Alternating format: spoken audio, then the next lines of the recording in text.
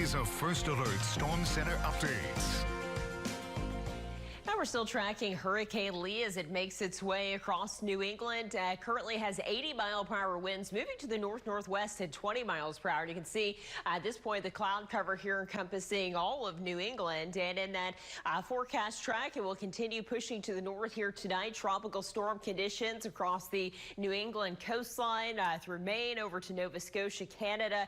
And this will continue through tomorrow before Lee lifts off to the north and east. So that track continues to have it weakening. It actually still is a Category 1 hurricane and is transitioning, though, to a post-tropical cyclone. So still a very strong storm with tropical storm force winds possible here on Saturday. We should see the center of that push over Nova Scotia sometime tomorrow. Meanwhile, Tropical Depression 15 out in the open Atlantic. This is forecast to become Tropical Storm Nigel by Saturday. And in the long term, this is forecast to strengthen to major Category 3 status by early next week. And we will have to keep an eye on Bermuda as they could also feel the effects of this storm. They just got done with Lee, and now this one may be headed in that direction as well. Here locally, our frontal boundary still stalled out across South Louisiana. We had a few showers out there today. Those have since tapered off, and heading into the weekend, we're going to be looking at very nice conditions as we get some drier air filtering in here. So we're going to start to see our first push of dry air on Saturday. We'll begin dropping dew points into the upper 50s, and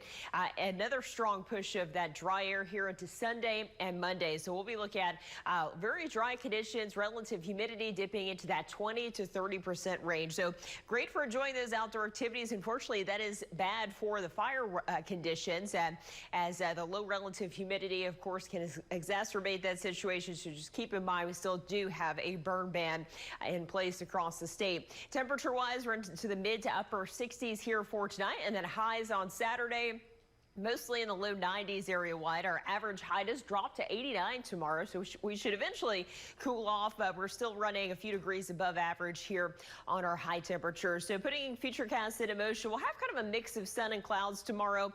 Very little chance for rain. Rain chances mainly at 10% or less. Sunday looks to be the sunnier day of the weekend. We should have sunshine all around, and no chance for rain really on Sunday as that dry air filters in here. So planning it for your Saturday, upper 60s early on. We're looking at upper 80s by noon, and by 5 o'clock around 90 degrees. Winds out of the north here at 5 to 10, and we do have a chance for an isolated shower, but those rain chances mainly at 10% or less in most cases. Going into Sunday, we'll be starting out in the mid 60s, low 90s Sunday afternoon as well. Going to be a beautiful day.